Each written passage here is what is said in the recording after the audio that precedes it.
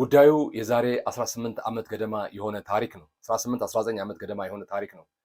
የበኩር ልጄን የመጀመሪያ ልጄን ትምህርት ቤት ይዣት ሳቀና ብዙ ደስታ ነው የተሰማኝ።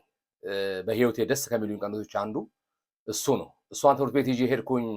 ከዛ ቀን ላይ ጠብቄ ከትምህርት ቤት ደግሞ ያመጣኋት ቀን በጣም አስታውሳለሁና ማንኛውም ወላጅ እንደሚናፍቅ እንደሚራብ እንደሚፈልግ እኔም እንደዚህ አይነት ረሃብ ነበረኝ፣ ፍላጎቱም ነበረኝ። ልጄ ብታነብ ታዋቂ ብትሆንልኝ የተሳካላት ብትሆንና ከመሰረት መሰራት እንዳለበት ስለገባኝ ዳይሬክተሯን ሄጄ አወራሁ እና የምትማርበት ትምህርት ቤት የነበረው ዳይሬክተር እባክህን በአንድ ሀሳብ ላይ ላወራህ እፈልጋለሁ አልኩት። በምን ሀሳብ ነው ማውራት የምትፈልገው አለኝ። ግን አሁን ደግሞ ጊዜው ስለሌለኝ ሌላ ቀን ና እናውራ አለኝ። ሌላ ቀን ደግሞ እኔም ጊዜ አላገኘሁኝም፣ ሳልሄድ ቀረው። ከጥቂት ወራቶች በኋላ ተመልሼ ሰውየው ጋር አቀናሁ እና ባለፈው እንዲህ ብለኸኝ ነበር፣ ምን ነበር የፈለግከው አለኝ። ልጄ እባክህ እንድታነብ እፈልጋለሁ አልኩት። ልጄ አንባቢ እንድትሆንልኝ ነው የምፈልገው ብዬ አልኩት። የተናገረኝ ቃል ኮሪደር ላይ እየሄደ ነው፣ መንገድ ለመንገድ እየሄደ ነጭ ጋዋን አድርጓል አስታውሳለሁና መንገድ ለመንገድ እየሄደ ምንድን ነው ያለኝ? በቃ አንተ አንብብ አለኝ። አንተ ካነበብክ ልጅ ታነባለች ብሎ አለኝ። የሚገርም ነው።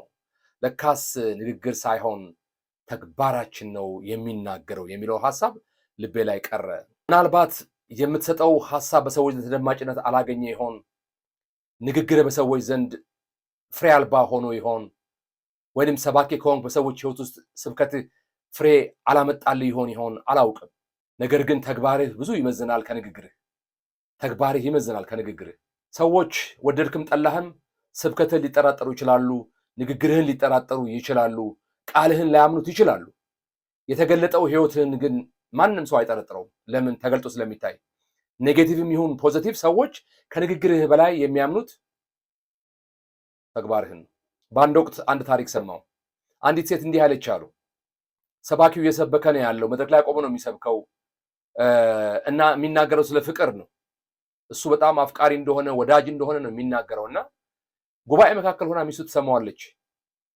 ስብከቱ እንዳለቀ ለመሪዎች ሄዳ አገልጋዮች ሄዳ ምን አለች? በቃ እኔና ባሌ እዚህ መድረክ ላይ እንኑር አለች። ለምን ሲባል ቤት ያሰቃያታል፣ ቤት ይበድላታል፣ ቤት መልካም ባል አይደለም። ውጭው ላይ ግን በንግግሩ ግን ይሄንን ነው የሚያሳየው። አባባል ይሁን ከሰዎች የሰማሁትን አላውቅም፣ ግን ትርጉም ሰጥቶኛል ለኔ። እዚህ ነው ያለች ሴት። መጽሐፍ ቅዱሳችን ግን ሲናገር በያዕቆብ 2:17 ላይ ስራ የሌለው እምነት ቢኖር እሱ ምንድነው ይላል? የሞተ ነው ይላል። በአንደኛ ዮሐንስ ምዕራፍ 3:18 ላይ ልጆች ሆይ በስራና በእውነት እንጂ በቃልና በአንደበት ብቻ አንዋደድ ይላል። ንግግርህ የምንቆጥብበት በተግባር ደግሞ ብዙ የምንሄድበት ዓመት ይሁንልን። አክሽን ስፒክስ ላውደር ዛን ወርድስ። ተባረኩ።